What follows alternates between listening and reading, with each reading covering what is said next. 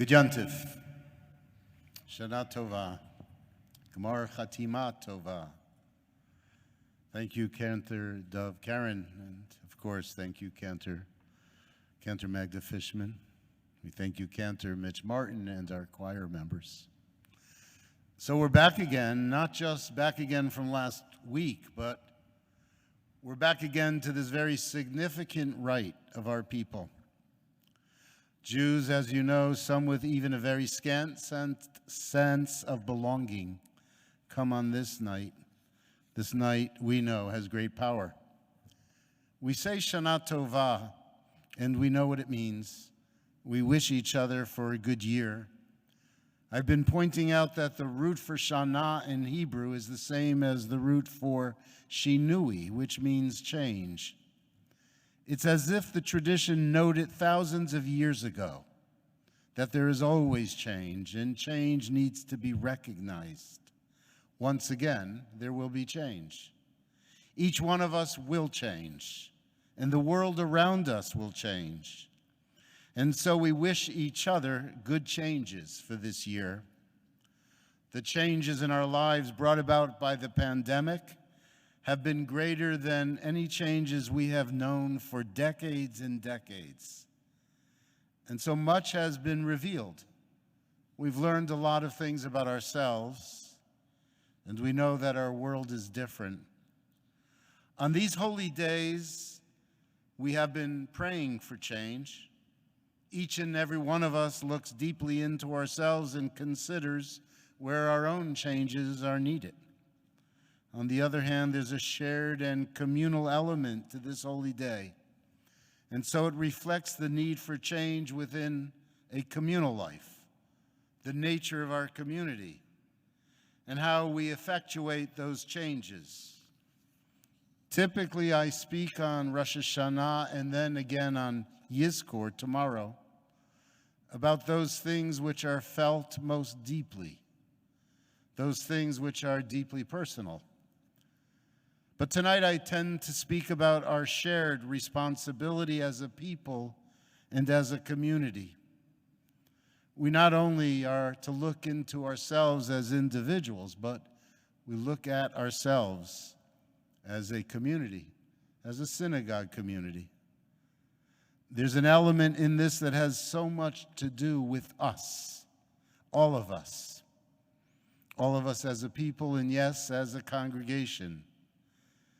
It begins with a language which is couched in the third person. I first will state the obvious. The profound impact of COVID has changed each of us in the world. Certainly it has changed our synagogue and the way we do our work, the way we meet, the way we study, the way we've learned, the way we see, and even the way we pray. And although we look forward to being together again, there will always be virtual options. The technological world now has imposed itself upon the synagogue in ways that we see are very helpful.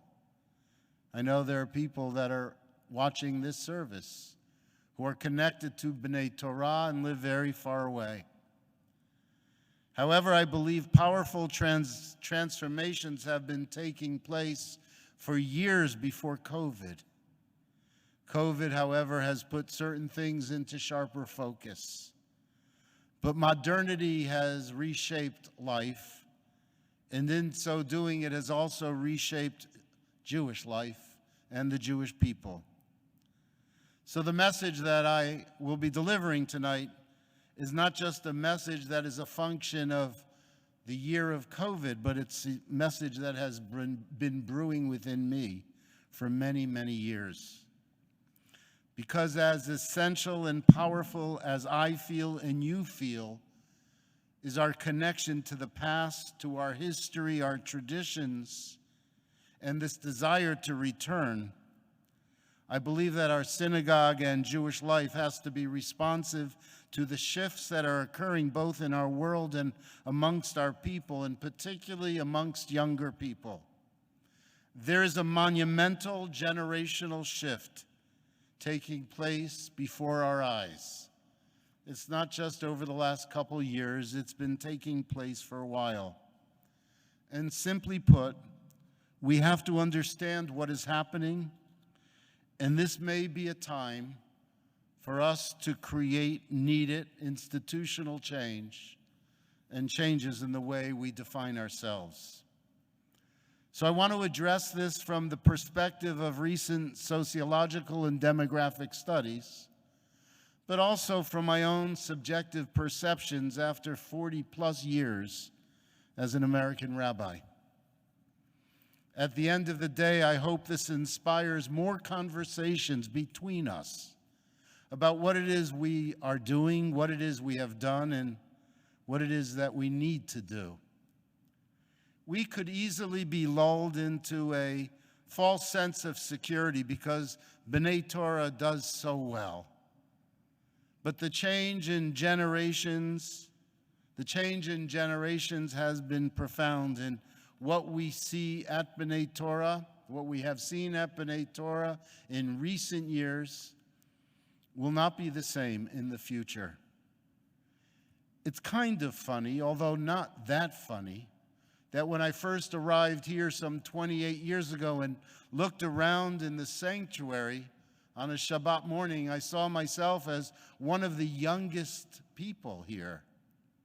And now 28 years later, when I look around in the sanctuary, I still see myself as one of the youngest people here.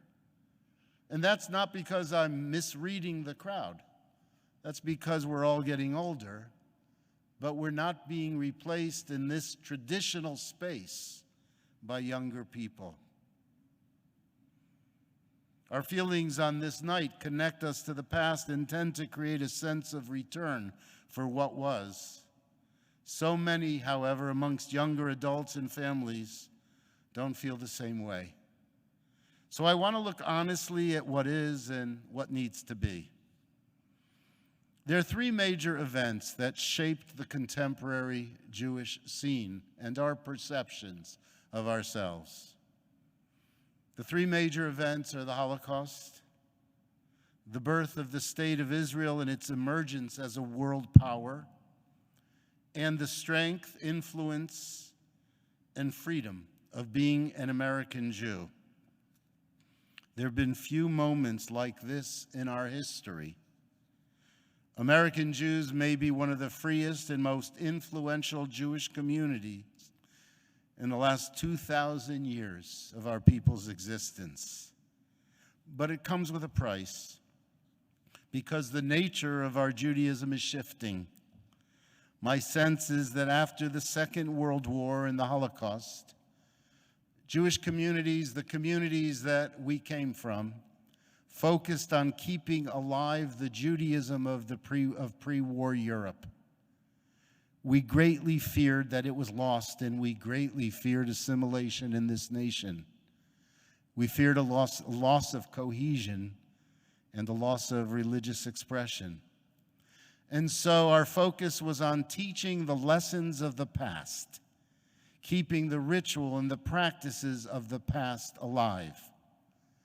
My generation learned from old European teachers. And as we aged, we felt the deep connection to the past, to our historical experience, and to our identity, often because of where our families came from. But the engagement in religious life dwindled. And our institutions, particularly our synagogues, were hesitant to engage with a shifting Jewish population in America that was imbibing American culture and expression. We didn't have the creativity to encounter it through an open Jewish lens. But even though Jews were becoming less and less committed to traditional practices and religion, they didn't lose their identity. We didn't make the institutional shifts to garner the affiliation of disaffected Jews, particularly the young. But people still felt they belonged to the Jewish people.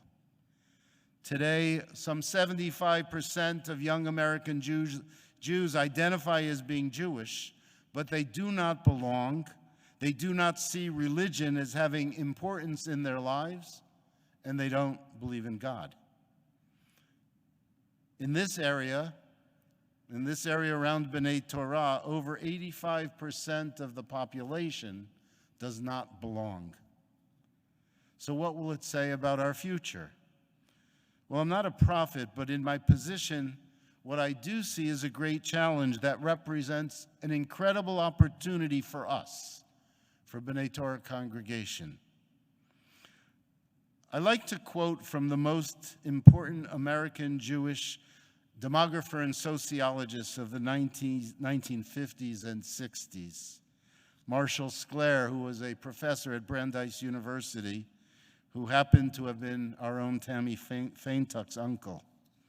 Sclair wrote that by the year 2000, now he wrote this, remember, in the late 50s, conservative and Reform Judaism would be the only living Judaism in the United States. He wrote Orthodoxy would be lost. Using the demographic information available to him at the time, it was not an outrageous prediction. It was a reflection of social trends. But as we know, that's not what happened. In fact, by 2000, Orthodoxy was growing strong. And today we see it growing stronger. Although the largest denomination in America now, as opposed to 30, 40 years ago, is Reform and no longer conservative. Orthodoxy continues to grow. It continues to grow, I believe, for two reasons. Primarily because of a very large birth rate. And the more to the right one goes in Orthodox circles, the larger are the families. And this will strongly impact the numbers in the future. And there was another factor. In the 50s and 60s in this country, the modern movements focused on building big and beautiful suburban synagogues, while the Orthodox movement focused their investments on building schools and building for the future. Today, the numbers of Jews who identify themselves as Jews in the United States is larger than ever. But 75% say they are not religious and they don't belong to religious institutions. And yet, they identify with their people. They identify with the values of our people. They identify with our culture. And they also identify with the predominant. Intermarriage rates are quite high, and although many of these marriages do not reflect a loss to the Jewish people, and in fact, are creating homes, Jewish homes, and raising Jewish children, but that does not represent the majority. Our realization that they have to be fully embraced and included, farther removed from traditional Jewish practice, farther removed from Shabbat, farther removed from prayer, from ritual, and from affiliation. So this is the urgent call. As I said, I think our synagogue is uniquely responder to that call. And there are things that we can do that will help create the transformations. I believe that most of us carry an assumption which states that there's a line of tradition that ties us all the way back to our remote past. And so the Judaism that's practiced in the most religious communities is the Judaism that was practiced in Eastern Europe, and there's a line that goes all the way back to. Most of us identify Judaism in religious terms and often fail to reflect on the notion of Jewish peoplehood, Jewish culture, and Jewish national identity. So with a world that's changing so rapidly, technology which is changing so much of what we know and how we do things and how we perceive this world, we are witnessing a changed Jewish community. I know that it's not something I have to explain because you know your children and you know your grandchildren. You know what I'm talking about.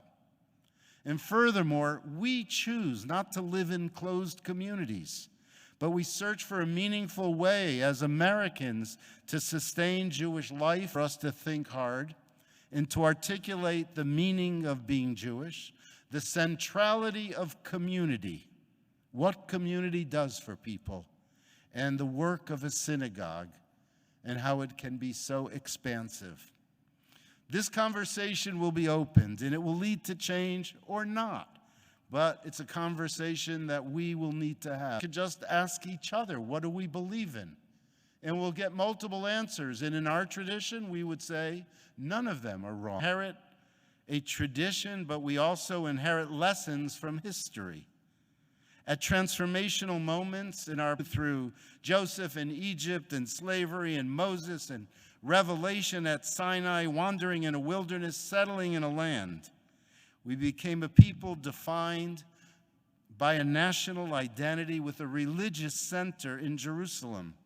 And there, religion was done for the people. The people didn't do it.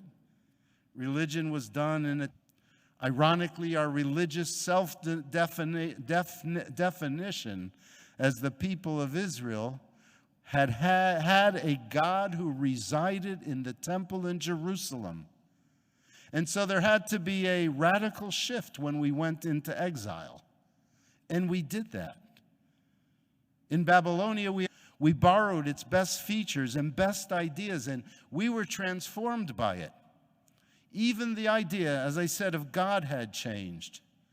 Much of our Torah was created in Babylonia, and so many of our holy days. Our predominant rabbinic literature and definition is called the Babylonian Talmud. And then the people are destroyed. They're sent into exile. And Jeremiah's message in the middle of his works transforms when he sees that we're going to be living in Babylonia. And so then he says to the people, build homes, plant gardens, take wives and husbands amongst the people. We not only survived in Babylon, continued to sing by the rivers of Babylon. We wept and we remembered Zion. But we weren't all sitting by the rivers of Babylon. We were engaged in life. And we were contributing to the world that we knew. And we were contributing from that essential place. Visions, and because of the Roman occupation, we were once again destroyed. Our religious center once again was no more. But we didn't lie down and die. We remade ourselves. That's the claim of the Jewish tradition. That when an old way of life dies, you reinvent and you reimagine and you recreate. The day that the temple was destroyed, and we gather, we sit on the floor, the lights are dimmed, we read the book of Eicha, we do all those things out of sorrow over the loss of our temple and our holy center. But what's hardly noted and is so important is what we did on the 10th of Av. And his survivors set about creating a whole new kind of Judaism once again. One that was not based in the temple. The rabbis start out with deference to the past, as we always do. In Pirkei Avot, they said, Moshe kibel Torah miSinai, umosro liHoshua, v'Yoshua lizkenim. Judaism was one unbroken chain that went from generation to generation, that went from Moses' time to ours with. It's been interrupted time and again. And then after having acknowledged their respect for the past, though, note the words. On three things the world stands. Ha'olam omed. The world did their temple, their holy city, their land was gone. On three pillars, they said the world would stand. And then on avodah, they created the synagogue. And the synagogue became the center for Jewish people wherever they were. And then al gemilut chasadim, they made a core principal act of the Jewish people to be kindness possible. And they committed to taking responsibility for each other wherever they were. The old world was gone. We had no idea how we would bring it back. But instead of just wishing that we to worship God, there's only one way that God desires. What we did is we innovated and we rebuilt something new that was reflective of our deepest values. It was all based on the essential values that start from the very beginning in our Torah. And it was made real for different times. Values which we still hold and try to make real for our times. Values that they defined and we have embraced. Learning, perhaps learning in old ways and new ways. It'll be rooted in a spiritual expression. And it'll be rooted in a type of kindness and responsibility and inclusion, responsive to the world's needs and our values. Learning is central to being Jewish. Change world after the Holocaust, Israel, and our American experience. And COVID is also teaching us a lot about this world. How do we do business? What's our level of fairness for all people in our What's happening in our environment? What's the responsibility that we're showing towards each other? Learn during this upheaval. What do a people where 75% are telling us that they are Jewish, but they don't belong? How do we bring them back? It's our conversation, and let me give a few ideas. First, I believe that we need to create a sense of hope. We always have to be warm and inviting. We have to care for each other and for all. We have to be less judgmental, open to new ideas. And we must lovingly embrace, through the programs we do and the opportunities we create, the youngest amongst us. Institutionally, we need to continue to show genuine concern for each other. We called each other. We offered each other help. We delivered food to each other.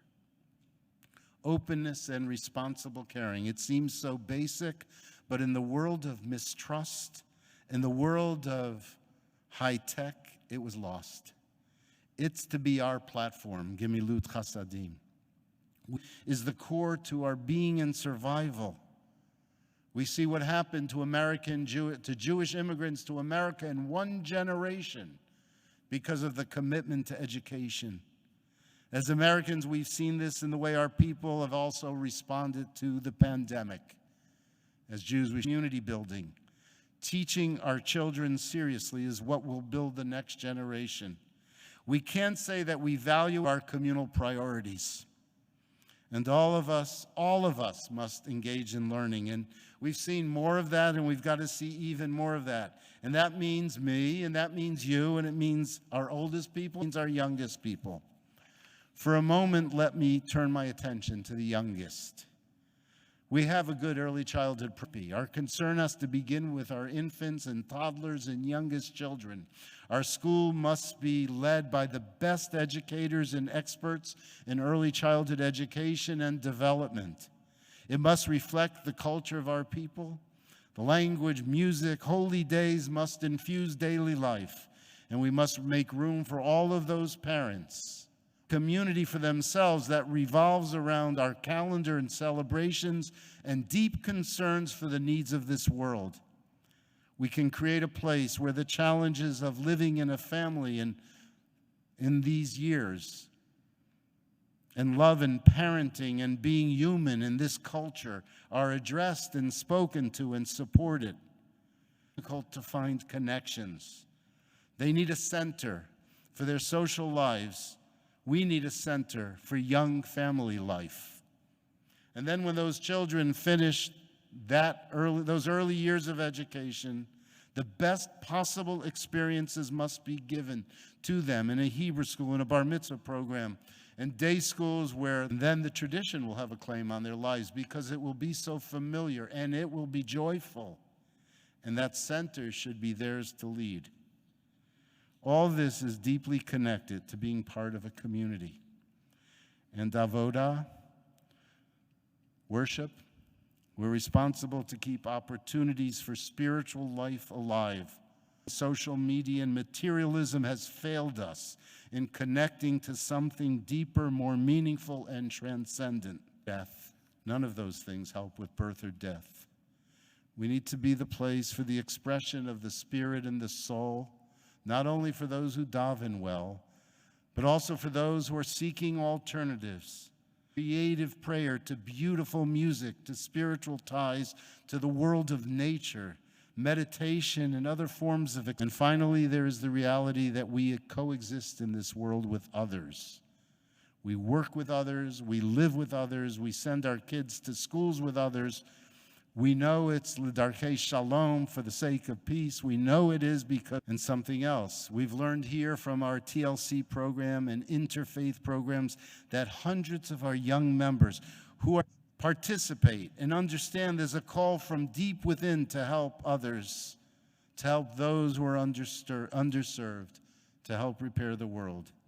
And so we're going to expand and create a platform that upholds and educates about American freedom and justice, democracy and pluralism, about this earth that we need to protect. We need to place that in the structure of the synagogue.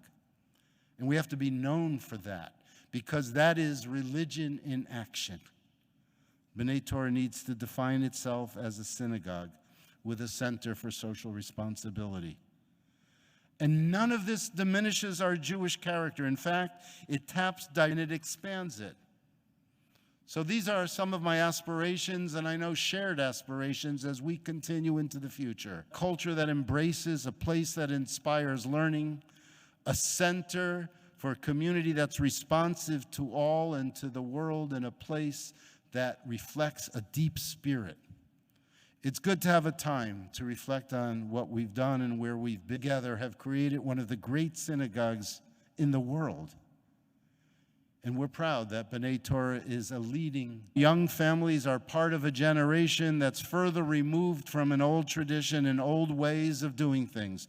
And I know they are responsible and desirous of a better Jewish future, a more connected one. So let's join together in this holy task in the days and the months and the years ahead as we're living during another period of transition. May all of our changes be for good. Gemar Chatima Tova. We'll turn back to the service. Thank you for your time.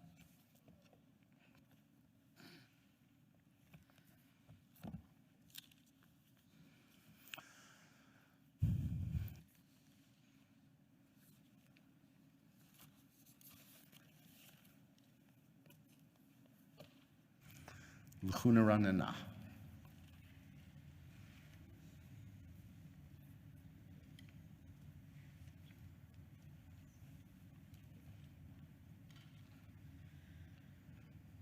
Come and sing a song to God. Come and sing a song to God. Come and sing a song to God. Come and sing a song to God. Lechu neranena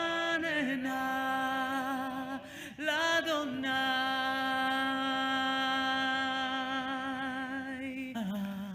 Nekadma fanav betoda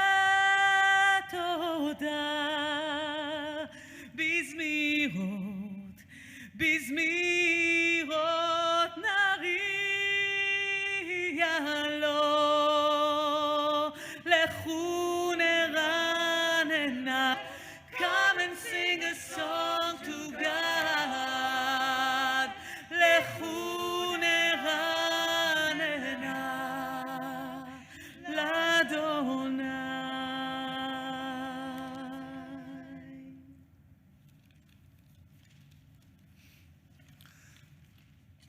Page 225, Haneshama Lach, Haguf, deal with us according to your nature. Oh,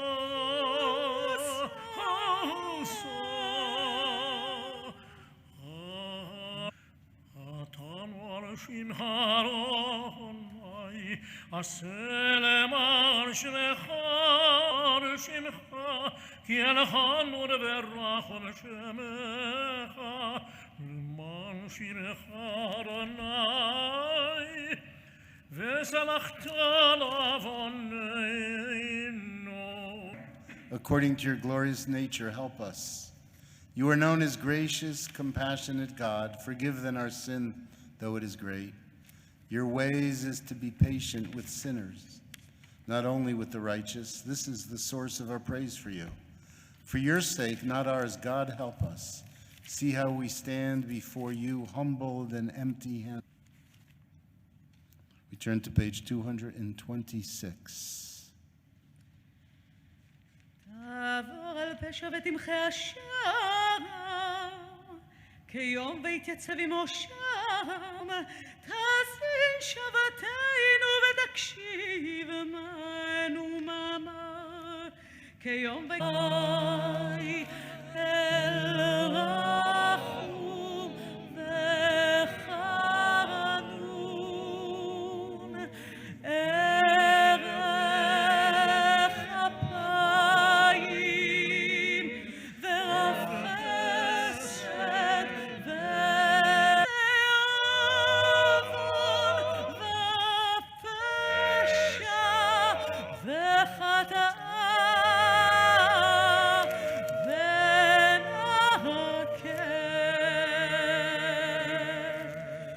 וסלחת אבותינו לחטאתנו ונחלתנו. Forgive us, our Creator, for we have sinned. Pardon us, our Sovereign, for we have transgressed. For you, Adonai, are kind and forgiving. You act generously to all. 7. כי הנה כחומר ביד ברצותו מרחיב וברצות לברית הבט ואל תפן ליצר כי הנה כאבן ביד המסתת ברצותו חרז וברצות ממוטט לברית הבט ואל תפן ליצר. As iron in the hand of the blacksmith who forges or withdraws it at will, so are we in your hand, support of the not heed the accuser. As the helm in the hand of the sailor who holds the course or abandons it at will, God, recall your covenant, do not heed the accuser. As glass in the hand of the glazier who shapes or melts it at will, so are we in your hand, pardoner of sin and transgression. Recall your covenant, do not heed the accuser.